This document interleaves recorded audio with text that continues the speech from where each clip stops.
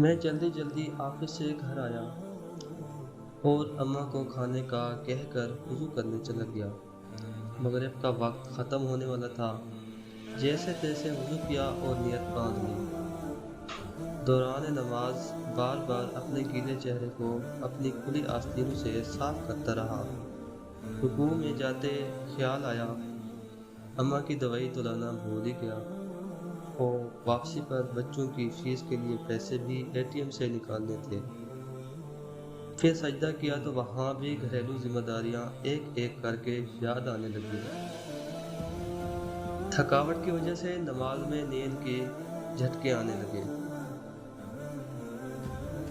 بس پھر کیا تھا، سجدے میں جاتے ہی نیند کا جھونکا آ گیا۔ نیند میں عجیب منظر دیکھا، لوگوں کا ہجوم، ہر کوئی یہاں وہاں بھاگ رہا تھا۔ کچھ لوگ کاغذ تقسیم کر رہے تھے، میرے پاس آ کر بھی کاغذ تھما دیا جس پر میرا نام لکھا تھا۔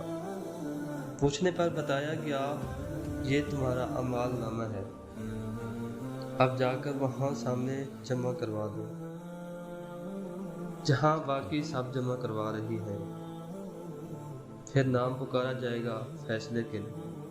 میں نے بھی جا کر کاغذ جمع کروا دیے اور لائن میں واپس آ گیا اور اپنے نام پکارے جانے کا انتظار کرنے لگا۔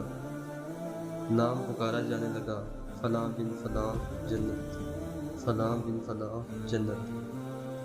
اب تیسرے نمبر پر میرا نام پکارا گیا، میرے پاؤں کے نیچے سے زمین نکل گئی۔ یا اللہ، اب کیا بنے؟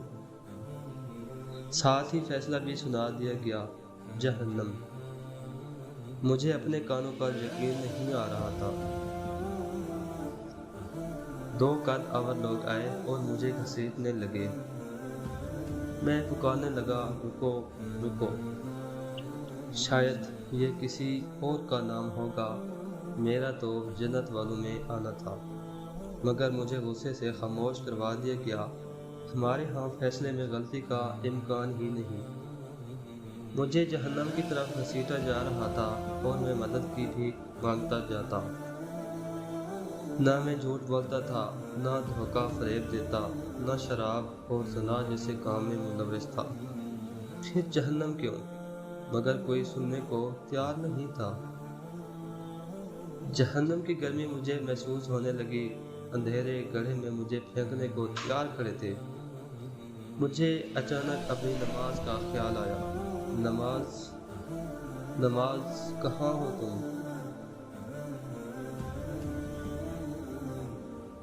نماز بھی خاموش۔ جہنم کی آگ کے شعلے مجھ سے لپٹنے کو بے چین ہو رہے تھے اور مجھے جہنم میں دھکا دے دیا گیا۔ مجھے جیسے ہی دھکا دیا، ایک سفید بزرگ نے فوراً میرا ہاتھ تھام لیا اور مجھے جہنم سے باہر کھینچتے ہوئے باہر نکالا۔ میں ڈر سے کانپ رہا تھا۔ پوچھنے لگا، آپ کون ہیں اور مجھے کیوں بچایا؟ کہنے لگے، میں تمہاری نماز ہوں۔ میں غصے سے چلایا، اب آ رہے ہو؟ جب میں جہنم میں ڈالنے جا رہا تھا، اگر عین وقت پر تم نہ آتے تو میں تو چلا گیا تھا جہنم میں۔ پہلے نہیں آ سکتے تھے تم؟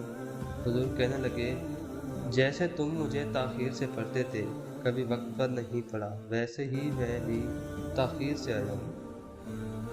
کبھی تم نے مجھے وقت پر پڑھا ہی نہیں تو میں وقت پر کیسے آتا؟ میری اکھڑی اکھڑی سانس اب قدرے بحال ہونے لگی۔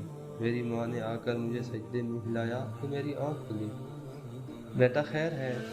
تم نماز نماز پکار رہے تھے سجدے میں۔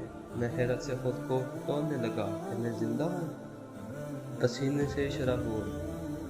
ماں کے ہاتھوں کو چومنے لگا، اللہ کا شکر ادا کرنے لگا جیسے دوبارہ نئی زندگی ملی ہو مجھے، اور میں نے پختہ ارادہ کیا کہ آئندہ نماز میں کبھی سستی نہیں کروں گا۔ اب میں جہاں کہیں بھی جاتا ہوں تو وہاں بھی نماز کی فکر رہتی ہے، کان ہر وقت اذان سننے کو تیار رہتے ہیں۔ اب میں لیٹ نہیں ہونا چاہتا نماز میں۔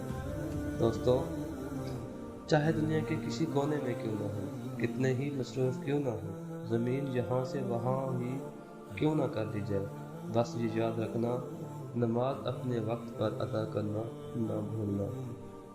والسلام۔